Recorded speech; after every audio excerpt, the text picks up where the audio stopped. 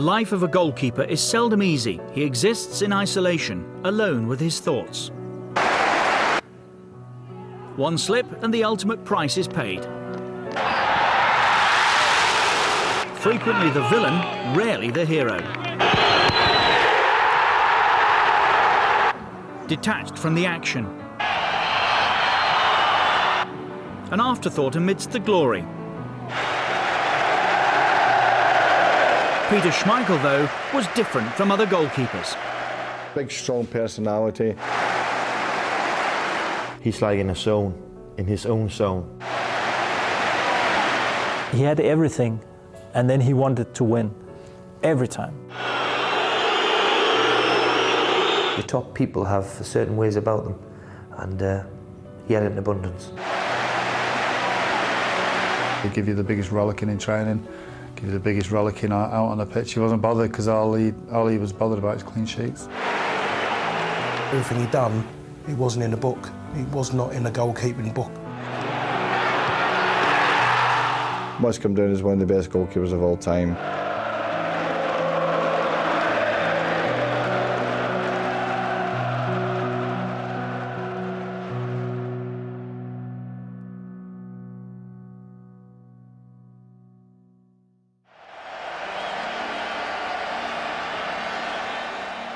We were a decent team, but we weren't the great team.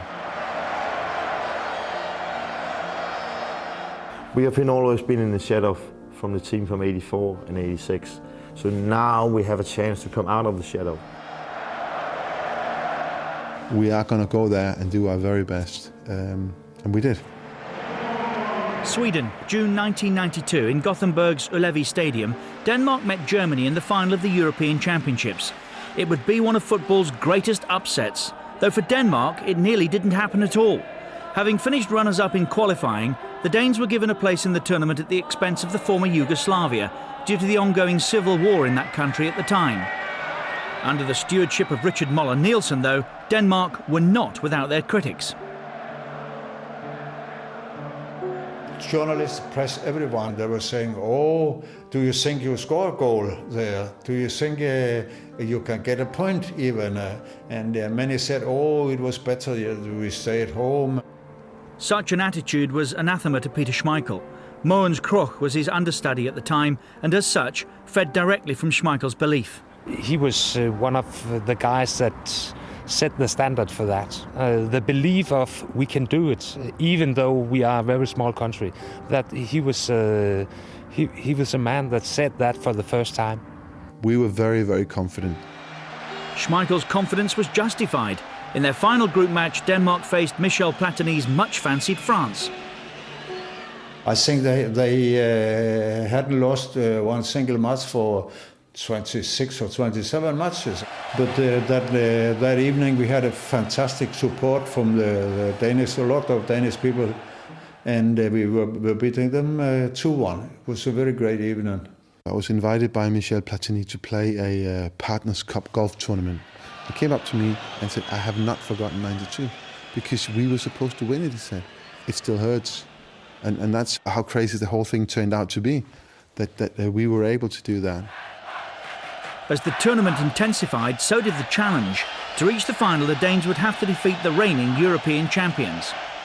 Van Basten, Gullit, and all of them.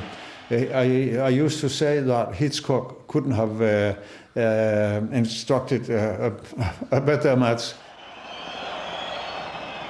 I've spoken to Ruud many times since that, and he said they were surprised at how good we were in that match.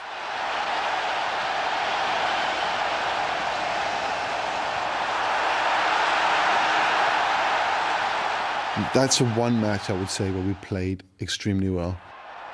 Because we played well, we were very, very confident that we could win the penalty shootout.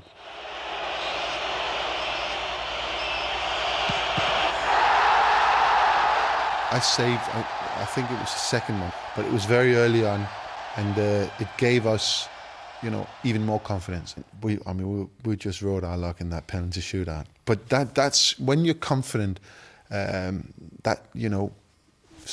It happens like that.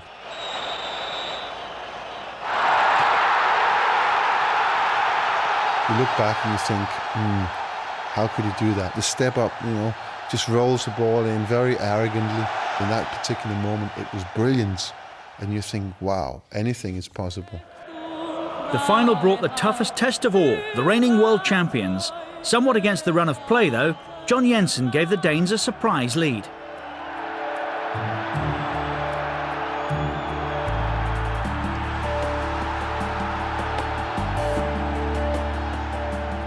We didn't play well.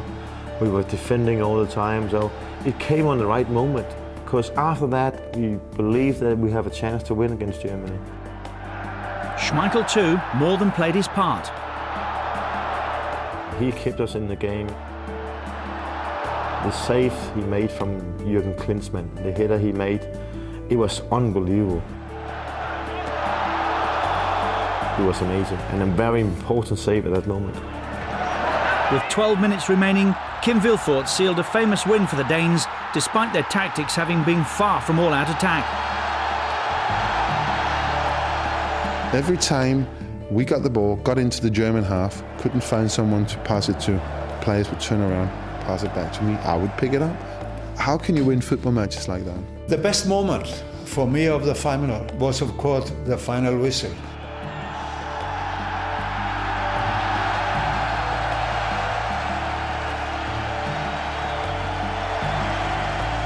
We wouldn't have done that if it wasn't for Peter. So I have had so many great experiences with the national team, maybe because of Peter.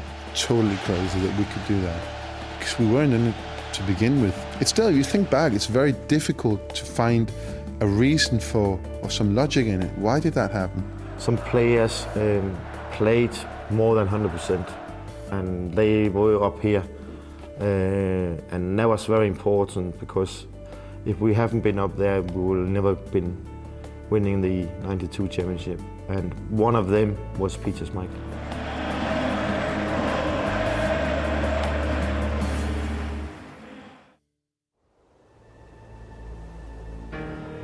On the outskirts of Copenhagen lies Gladsaxe Commune, home to the housing project known as Gladsaxe Heights. Beneath the ominous gaze of 1,000 watchful eyes, it was here that Peter Boleslaw Schmeichel laid the foundations for a memorable footballing career. Initially raised down the road in Buddinge, he and his siblings held Polish citizenship until 1970, when they and their father took on Danish nationality. For Danish football, it was a pivotal moment. Fate had lent an almighty hand, and Schmeichel's pursuit of the dream began in time-honoured fashion. From the very, very first day I ever went to a football practice, I was in goal, and I stayed there ever since. After school every day, we met up on the pitches and we were playing, and we all had favourite players, favourite clubs, and mine was Manchester United. And I thought, well, I look a little bit like Gary Bailey, and so he was one of them. Peter Shilton was another one. I said this many times. Tony Schumacher, the German goalkeeper, I know despite what he did in one particular match, I thought he was brilliant. And then, of course, Sepp Maier. The young Dane himself, though, was catching the eye and was approached by local side Hero, once again in the shadow of the Gladsaxe projects. Journalist Niels Rasmussen, on the playing staff at the time, saw Schmeichel's future skills already on display. He has an enormous amount of confidence in himself, and of course that is that, and he's never been afraid. He had a bit of temper already at that time. And another thing was how he picked up the ball and threw it 45, 60 meters sometimes.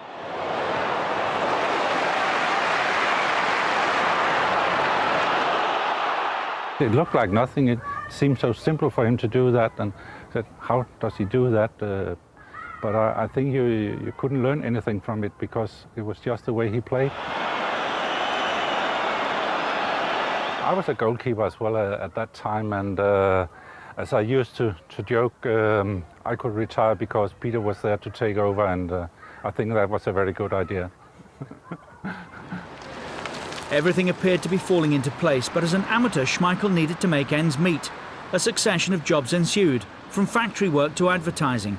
And in the heart of Copenhagen, he worked for the World Wildlife Fund, alongside Tommy de Bro. And my first memory was that he was a very good worker. Of course, we spoke mostly about football, and he then played in an amateur club called Hero. And he was in WWF primarily to earn money for his interest. He was amateur. So when he became professional in Hvidovre, I think, he left us. And later, 10 years after he left us, he wrote this article in our magazine.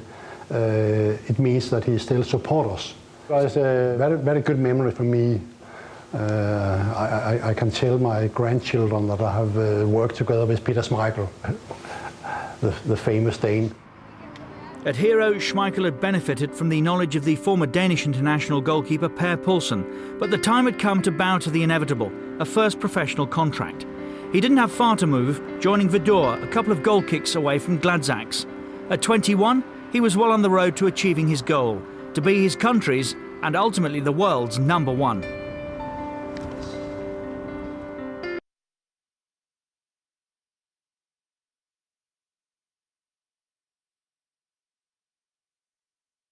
From the first day, in his mind, he could be the best keeper in the world. Looking back, I think I had the right sort of introduction into football.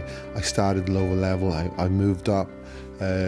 Obviously playing in Brøndby the last 4 years in Denmark, that I played in Denmark, was you know, completely different to anything I've ever played in Denmark.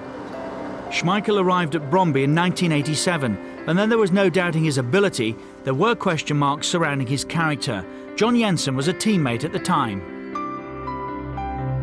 My first impression was that maybe a little bit arrogant, because he believed in himself so much that was unbelievable. It was like, here is a goalkeeper who's going to be the best in the world, even before his season has started at Brøndby. When he was young, he was little, well, I do everything, I know everything. But he's a nice guy. He's a nice guy. He's completely different outside and inside. But when he goes in there, he wants to win every time, in training, in game. Arrogance or assurance, conviction or conceit, Schmeichel's mindset has forever begged the question. The answer often lies in the presence or not of one revealing symptom. My first match as a professional footballer ever was a quarterfinals in what's now the Champions League against Porto at the Danzantes Stadium in Porto. 80,000 people there, and the largest crowd I've ever played for was 8,000.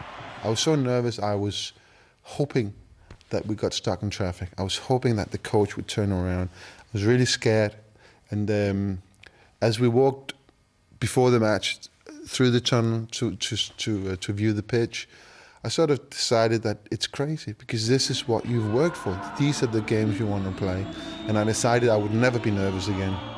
That was a stepping stone for me. That was something that I could, physically take and work on. So those are the kind of matches I want to play. 10 years later, I can see back again and say, it was not an arrogant, it was a complete Peter Schmeichel who wants exactly know what he wants in the future.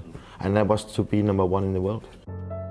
Decision made. Schmeichel accepted, adapted and succeeded in helping Brøndby to 5 trophies in 4 years. It was only a matter of time before the phone rang, and when it did, it was almost too good to be true. Anything that's happened before or after that moment is possibly the biggest moment for me, because that was my dream. From when I was 9, I was dreaming about playing for Manchester United, and now here you have the club coming after you. That was great. Unbeknown to them at the time, the club was about to become all-conquering, and Schmeichel a key player. For some squad members, though, the Great Dane was still something of an unknown quantity. To be perfectly honest, I don't think any of us really knew an awful lot of Peter. By now, Steve Bruce was a United stalwart. Certainly, I remember the goalkeeping coach at the time, who I think was responsible for bringing Peter to the club, Alan Hodgkinson. I remember him talking about him in glowing terms. That when he had signed or was about to sign, that we'd signed a really, really top goalkeeper. He was a really, really nice person, very softly spoken, and to be honest, You did wonder, because I was used to English goalkeepers, or British goalkeepers I should say, that whether or not he might have been too nice to being a goalkeeper. I was worried if I was good enough, because I knew it's going to be different. The doubts were unfounded. Schmeichel's impact was immediate. Even after his first 5 or 6 games, the fans took to him straight away. It was instant. As soon as he walked through the dressing room, he was one of them. Well, I'm Peter Schmeichel, and I'm as big as Man United. That's his attitude, But when you are like that and you've got that presence about you, the one thing you've got to be able to do is keep the goals, and he could do that. Peter Schmeichel had a huge impact on the Premier League. I think a lot of people think he was probably Sir Alex Ferguson's best buy ever. Instant impact undoubtedly, but adjusting to life at Old Trafford was not exactly plain sailing. Coming into England, no breaks anywhere. I mean, you came up to Christmas and it was crazy. It was just mayhem. It was just, Christ, are we going to do this every year? But when you hit the second season and you've been through the whole thing once, and you know what January is like, you know what February is going to be like, that is where you have to prove yourself. Schmeichel set about doing exactly that, first of all on the training ground. He had a fierce determination to win.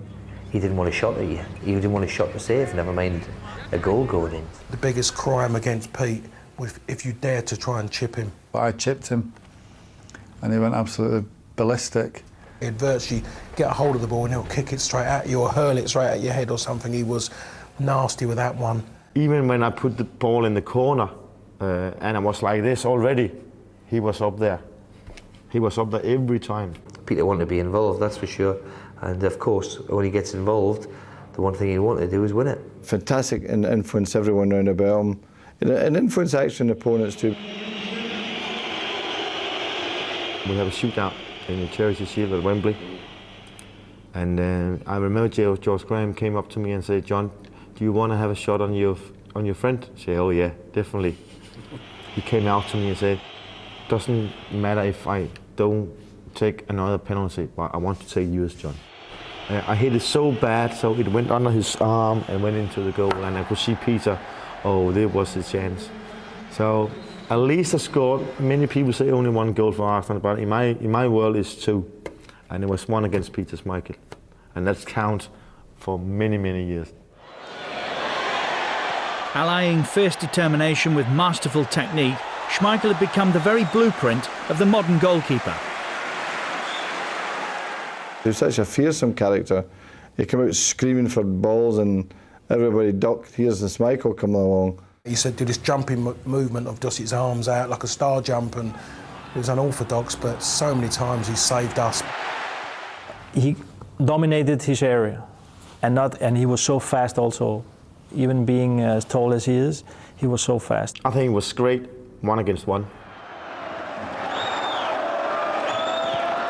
His reaction on the line was amazing. Rapid Vienna away in the European Cup. I definitely compare it to the Gordon Bank save off Pele. Exactly the same. I can imagine the goalkeeping coaches of the modern era, or that era, kind of saying, "You can't do that, that's not written in a book." He was brave as a lion. He was a good footballer. Great balance. He was quick. He was an absolutely wonderful, wonderful goalkeeper who there really wasn't a fault to be had. The world of football is one where actions speak louder than words. The world of Peter Schmeichel was littered with both in equal measure. We knew for 90, 95 minutes that the Big Dane was going to be an absolute nightmare. You can't say, "Oh, please, will you?" because there's no time and they won't hear you. He was shouting a little too much sometimes. You can ask some of his teammates, but I never played in defence, so I don't know nothing about that. He wasn't too bad with me. I didn't get the brunt of it. Well, he didn't need to pick on the little ones. Big Pally and Brucey, they used to get it all the time. Certainly Park's got a few bashes now and again. Him and Brucey, they lived in the same cul-de-sac in Bramwell in Cheshire, and those two were at each other all the time. We all got it. We all knew what he was like. Sometimes he went over the top, but I rather prefer that than he just stood back and say nothing. I think most players kind of prefer the way that I was, because they knew I was there. They knew that I was engaged in the match. It meant something to me. And it was for 90 minutes. There was nothing after. There was nothing before. So that was just the way it was. He was more like, you can say, like a manager on the pitch. If it was very crowded, you cannot hear the manager on the sideline, but you can hear Peter on the pitch. And it was away from it that you get to know the real side of him. He's a fantastic musician. Peter likes music and he's good at something. He could play the piano and make the hair stand on the back of your neck. He was that good, you know. Let him concentrate on the piano, on the drums. Don't think, Peter. You cannot do that. Rock and roll. I came over, everyone says, first season is easy. It's what you do in the second season that's going to show if you're a good footballer or not. Schmeichel's second season in Manchester saw United claim their first league title in 26 years. The foundations had been laid for the club's most glorious period. It was a long wait, but once it came, it was celebrated, and you could just sense it, feel it everywhere. The momentum was indeed all theirs. Manchester United dominated the decade, achieving the league and cup double twice in 3 years. In that 1999 charge to the treble, you know, you could almost feel the force of his will. You could almost feel Schmeichel's will, you know, driving that team on from the back. In the last minute of an epic FA Cup semi-final against Arsenal, with the score at 1-1 and United down to 10 men, Schmeichel faced a penalty to keep the treble dream alive. Obviously, if they had scored, they'd win the game. I didn't know it was the last minute.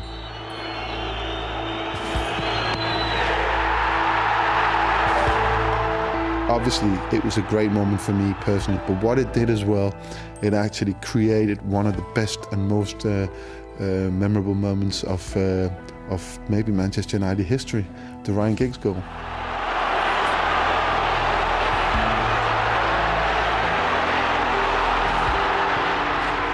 And the celebrations, don't forget them.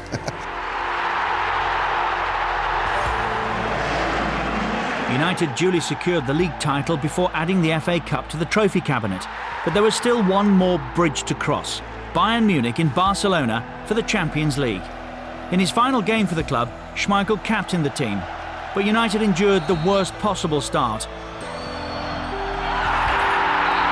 A combination of good fortune and even better goalkeeping kept them in the game, and in stoppage time, Schmeichel took matters into his own hands. What a fitting way for him to play, you know, to come up for the corner that caused mayhem, really, caused so much trouble for him.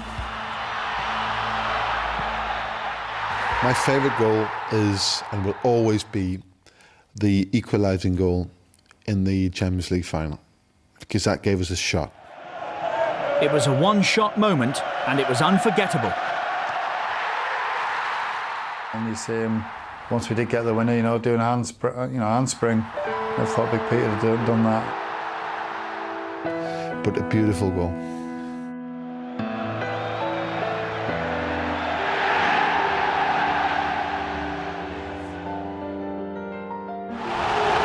Yet another league title followed in Portugal with Sporting Lisbon before Schmeichel returned to England.